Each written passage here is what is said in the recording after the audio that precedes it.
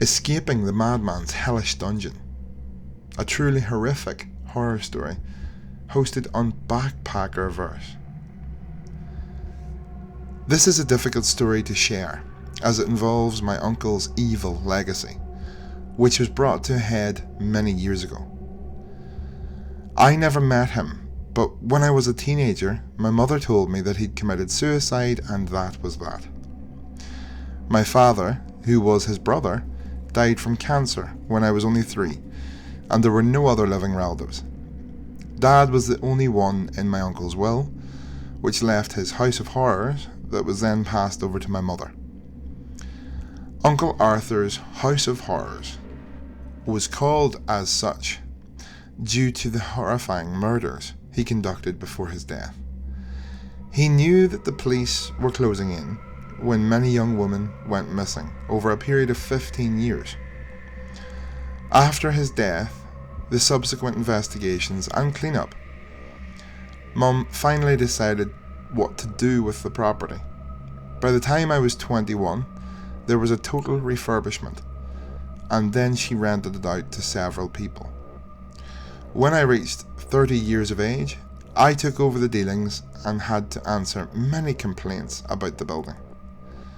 The renters said they heard screams and saw ghastly apparitions. I never believed ghost stories and was a little annoyed with having to check the property at all times of the night.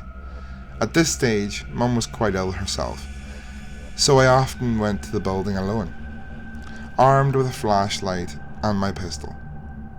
One night at the beginning of autumn, I received yet another call from a new tenant who said she heard screams. Tired of the complaints, I felt that they were just knee-jerk reactions to the rumours and stories about the murders. I'd refused the suggestion to bring a priest or a medium in to perform a cleansing, so I went in to investigate myself. This time I decided to spend more time in the building, especially in the basement where no one liked to go. I told the woman to stay somewhere else for the night so that I could check the premises without any hindrance. Beginning with the second floor, I methodically swept through each room and did my best to keep my eyes peeled. I also kept my ears open and did hear many sounds, all of which I assumed could be easily explained using reason. When I heard the occasional moan, I attributed it to the plumbing and the shifting of the old framework. At times I felt a blast of cold wind and assumed that I needed to get the drafts and air conditioning checked. When I went to the first floor, I heard noises which sounded like screams, but I thought they were cats fighting. As I got to the top of the stairs, which led down to the basement, I heard a distinct guttural growl from below. I have to admit, it did freak me a little, but I convinced myself that it was probably creaking pipes or even the door. Switching the lights on, I noticed a strong odour of blood hitting my nostrils, but passed it off as rusty metals. When I walked down the stairs, I heard shuffling footsteps, which made me wonder if squatters were there. I called out angrily, "Who's down there?" But no one answered, so I kept moving to the bottom of the stairs. The hairs in the back of my neck stood up when a blood-curdling scream came from the far end of the basement.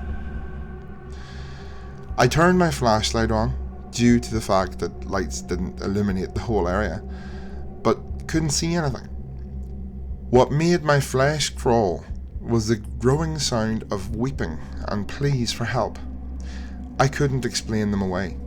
I kept yelling, "Who's there?" but all I heard was the crying and intermittent shuffling and occasional screams. Then I sensed a dark presence behind me, growling and chuckling. I spun around and nearly fainted when I saw that the basement was cluttered and filthy, like I was in another house. The screams were louder now, as the lights flickered and the growling presence loomed large in the background. I walked past a large wall of boxes and crates to see a scene that might as well have been straight from a horror film.